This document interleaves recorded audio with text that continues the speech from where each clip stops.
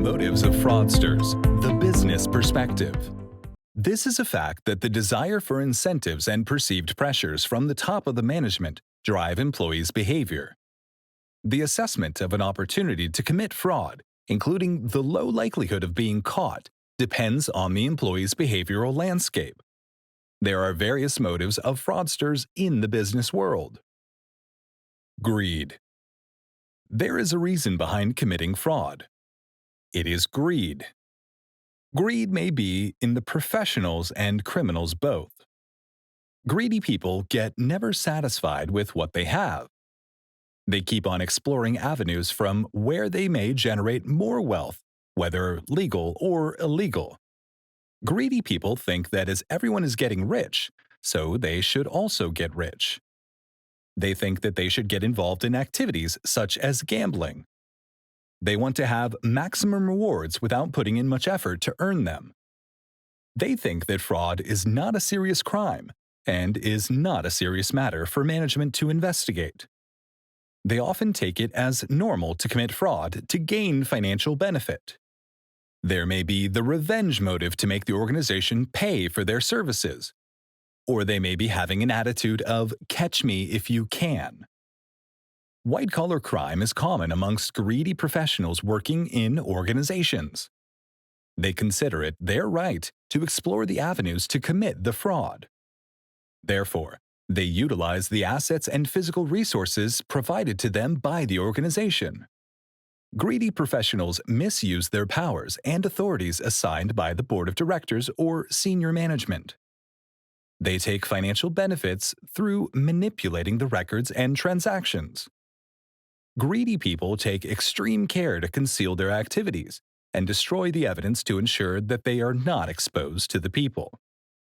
Greedy people also commit fraud by combining with similar, like-minded people in the organization. Due to this reason, many corporate frauds and crimes are not identified and prosecuted despite their significant financial consequences. As greedy professionals, especially those who are at senior positions in the organizations, white-collar crime remains an unmanaged fraud category in the corporate world. Financial need. Criminals and fraudsters commit frauds due to their respective financial needs and pressures from their families. The amount of fraud shows the level of an employee who might be involved in the act, such as fraud with a very small financial amount would have been performed by the lower-level poor employee. On the other hand, the fraud involving a significant amount would have been involved by middle or senior management of the company. It is not always necessary that smaller amounts of frauds are conducted by lower-level of poor employees, because most of the frauds are conducted in series, where fraudsters plan the fraudulent activities in such a way that many small-value frauds occurred over some time. This is made to ensure that alerts are not generated, or the acts being immaterial may be ignored by the supervisors or audit functions. Pathological desire.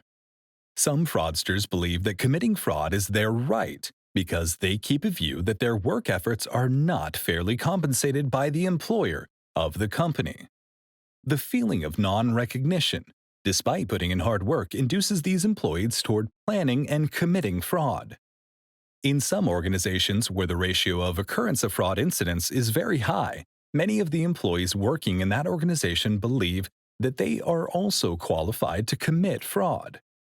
Through analysis and understanding the previous fraudulent activities, they get hints, which are exploited by them as well. Tendency to beat the system. Some fraudsters believe that they are very smart, and internal control systems can easily be exploited by them due to their tendency to beat any system. This behavior causes them to think about the possible avenues, which are not protected by the internal control system. Usually, these employees are very smart and qualified to understand any processes or misapply the controls. There might be possibilities that they require financial amounts.